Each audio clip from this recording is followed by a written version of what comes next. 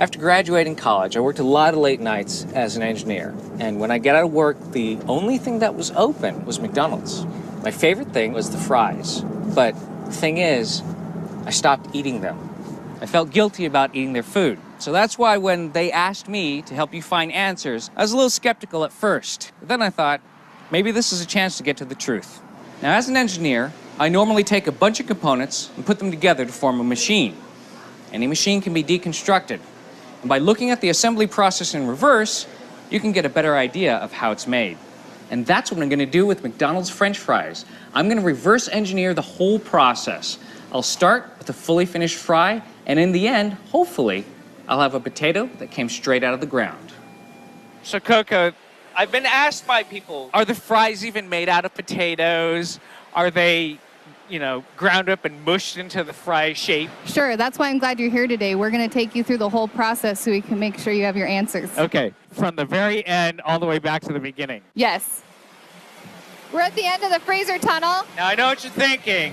These look like potatoes, but are they really potatoes? Let's go check out the rest of the process. All right.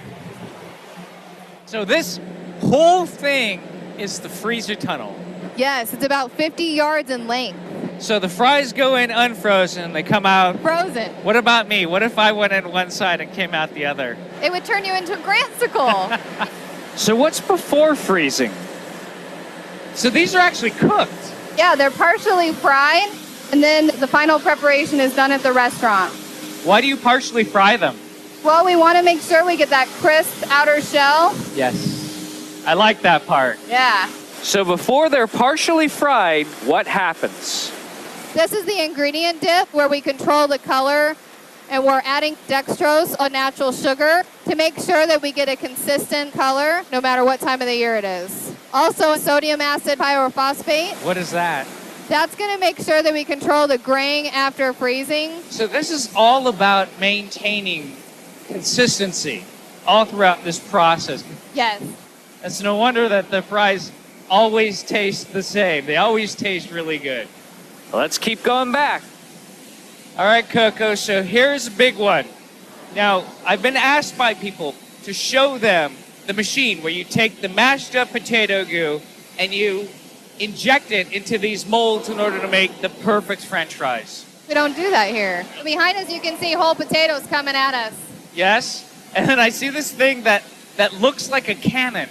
It works similar to a cannon. We're lining up the potatoes in a tube with high pressure water and shooting them through a water knife here. It's precision cutting. What? Check that out. That is crazy. How fast do they fire through here? 60 to 70 miles per hour. So, Coco, where does the ammo for the potato gun come from? Let's go find out. So these are all the potatoes coming in. I mean, some of these are huge. That one's as big as my forearm. Are you using GMO potatoes? No, we don't use GMO potatoes for McDonald's fries, but we do use different varieties. So we have russet Burbanks and Umatillas. Potatoes are just like people. They come in different shapes and sizes. And they're all beautiful. They're all beautiful. So I've been all through this factory, and I've seen the potatoes come off the trucks. I got one final question. Where does this come from? So all around us, under these vines, we'll find what makes mac fries. All right. Clear the vines away, start digging. Am I doing good? You're doing well. It's like an Easter egg hunt. Oh, this is like the worst Easter egg ever. This is it, right? See? A real potato. This is where it all begins. So you wanted to know where McDonald's fries come from, or if they're even made out of potatoes. So I went to Simplot.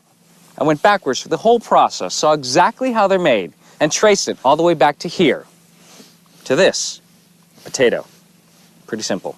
I know you have questions. I have questions too. So keep asking, and I'll find the answers.